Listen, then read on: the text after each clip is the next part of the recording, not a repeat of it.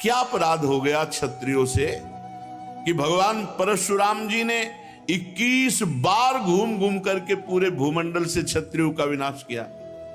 श्री सुखदेव जी महाराज कहा कि परीक्षित, ये उन दिनों की बात है जिस समय है वंश का अधिपति शास्त्राबाहु अर्जुन, वो एक महान बलवान श्रेष्ठ राजा था। और खास बात, उसने दत्तात्रेय जी को प्रसन्न कर लिया था, अवधूत शिरोमणि दत्तात्रेय जी, और उनसे 1000 भुजाएं, कभी शत्रु से युद्ध में पराजित ना होना, कभी कोई ऐश्वर्य की कमी ना होना, जो इच्छा करे वो प्राप्त हो जाना, ये सब वरदान प्राप्त किए थे भगवान दत्तात्रेय जी से।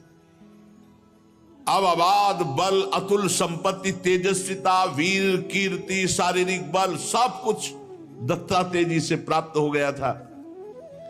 एक तरह से वो महायोगेश्वर खुद बन गया था दत्तात्रेय जी की कृपा से। शास्त्राबाहु अर्जुन वो ऐसी सिद्धियां जान गया था कि सूक्ष्म से सूक्ष्म, स्थूल से स्थूल वो शरीर धारण कर लेता है। बड़ी सिद्धियां उसकी, वो वायु की तरह कहीं भी पहुंच जाता। ऐसी सिद्धियां दत्तात्रेय जी से प्राप्त की। एक बार एक गले में वैजंती माला डालकर बहुत सी सुंदर स्त्रियों के साथ नर्मदा जी में जल विहार कर रहे थे, और उधर रावण नर्मदा के किनारे दिग्विजय करते हुए अपने तंबू लगाए हुए था।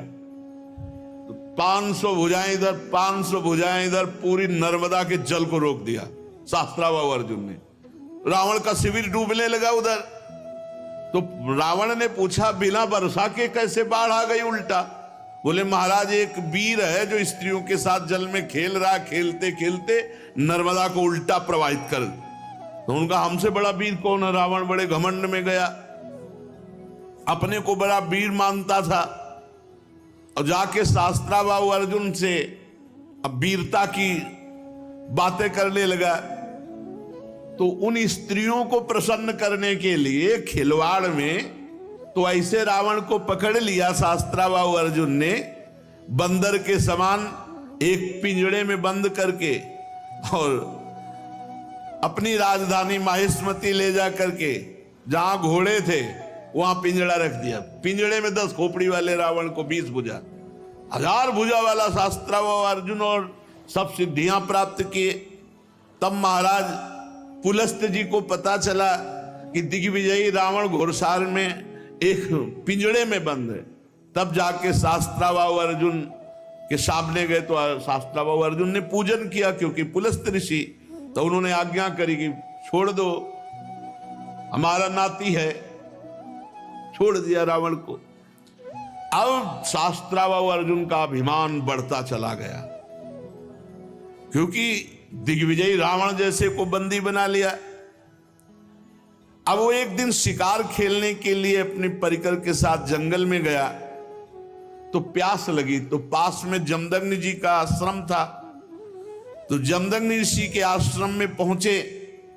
मुनि ने देखा कि बहुत बड़ा राजा आया हुआ है, तो इसका स्वागत, राजा भगवान का स्वरूप है। अब जंगल में वो एक कंदमूल फल, तो कामधेनु जमदग्नि जी की गाय का नाम था। जो इच्छा करो वो प्रकट कर दे। अब मंत्री, सेना और राजा का स्वागत करना है, तो वैसे ही सेवक, वैसे ही सामग्री, सब व्यवस्था। शास्त्राबाहु अर्जुन ने कहा कि बाबा जी के पास ऐसी व्यवस्था कहां से हो सकती है कि इतने सैनिक, इतने सेवक, इतनी धातुओं के पात्र और भोजन सब। बोले, कहीं कोई रसोईया नहीं, सब एक गाय का चमत्कार है। बोले, ऐसी गाय तो हमारे पास होनी चाहिए, संत के पास क्या। अब जमदग्नि मुनि का ऐश्वर्य कामधेनु से था, तो चिढ़ गया शास्त्राबाहु, जबकि प्रसन्न होना चाहिए कि इतना बढ़िया स्वागत किया। और उसने आदेश किया जमदग्नि ऋषि से कि कामधेनु हमारे सैनिकों को दे दो। जमदग्नि जी ने कहा, नहीं, ये तो यज्ञ के हविष्यान्न के लिए, अतिथि सेवा के लिए है। तो कहा, मैं एक बार केवल कहता हूं, दोबारा छीन लेता हूं। शास्त्राभाव अर्जुन ने आदेश किया, कामधेनु को बंदी बनाकर ले चलो। अब कामधेनु डकराती हुई बलपूर्वक शास्त्राभाव अर्जुन महिष्मतीपुरी ले गए। जब शाम के परशुराम जी आए तो आश्रम सब उजड़ा हुआ। मां से पूछा तो उन्होंने बताया कि सारा का सारा दुष्टता का वृत्तांत शास्त्राभाव अर्जुन है वंशी। भयंकर फरसात हाथ में लिए हुए परशुराम जी जैसे किसी महामत वाले सिंह को कोई दबा नहीं सकता, ऐसे गरजते हुए महिष्मतीपुरी गए। अभी वो मस्ती में था कि प्रवेश ही नहीं कर पाया था कि भगवान परशुराम जी पहुंच गए। परशुराम जी की बड़ी विलक्षण झांकी थी। हाथ में परशुराम, मस्तक पर जटा का मुकुट, त्रिपुंड लगा हुआ। जे भी शास्त्राभाव अर्जुन झपटा, भगवान परशुराम जी ने जो जटाएं सूर्य की तरह चमक रही थी खोल लिया और हाथ में फरसा धारण करके बात की बात में सारी सेना को विध्वंस करके और उसके 1000 भुजाएं जो भगवान अवधूत शिरोमणि दत्तात्रेय जी के द्वारा दी थी साहब काट के गिरा दी।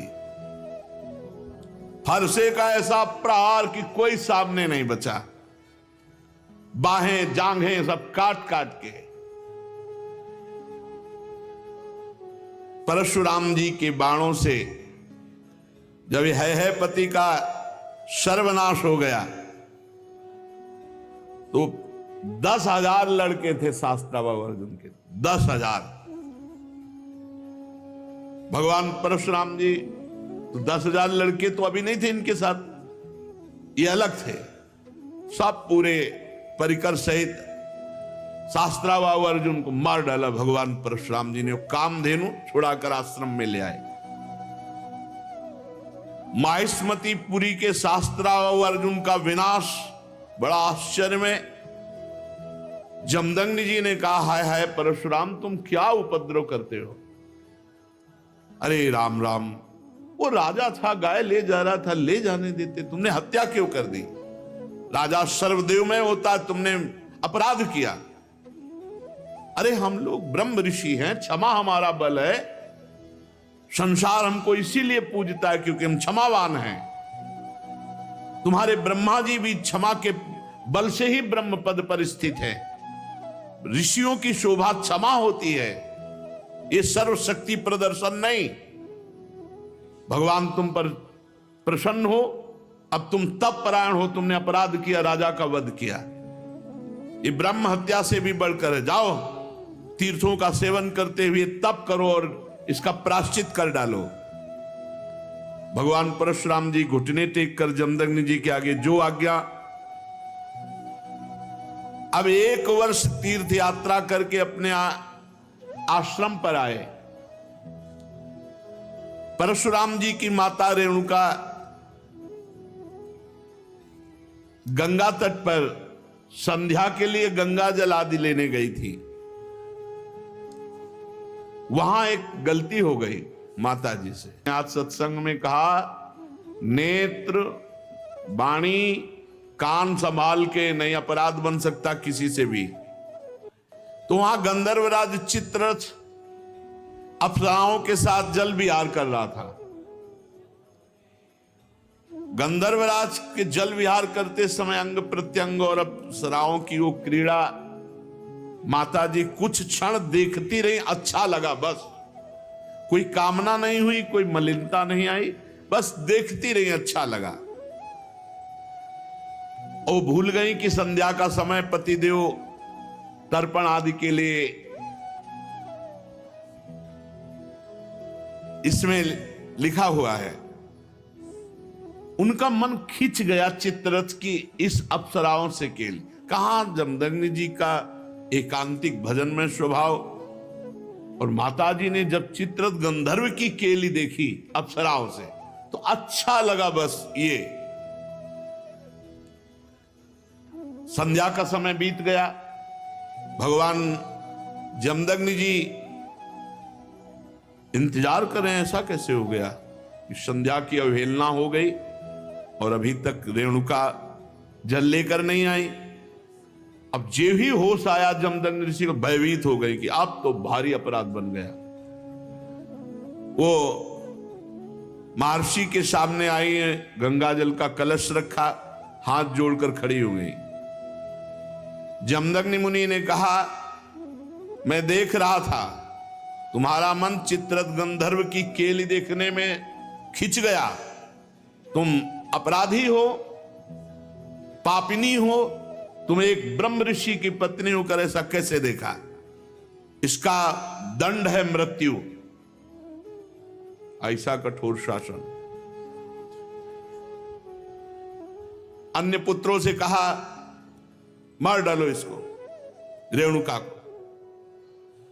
किसी भी पुत्र की हिम्मत नहीं हुई। इतने में तीर्थ यात्रा करके भगवान परशुराम जी आए, प्रणाम किया। उनका बेटा, मां और भाइयों को मार डालो। परशुराम जी ने कोई विचार नहीं किया, तत्काल मां और भाइयों के फरसे से गले उड़ा दिए। सत्यवती नंदन महर्षि जमदग्नि जी बहुत प्रसन्न हुए और कहा, बेटा तुम्हारी जो इच्छा हो वरदान मांगो। परशुराम जी ने कहा, मेरी मां मेरे भाई जीवित हो जाए, उनको ये पता भी न रहे कि मैंने वध किया है। तत्काल जीवित हो गए।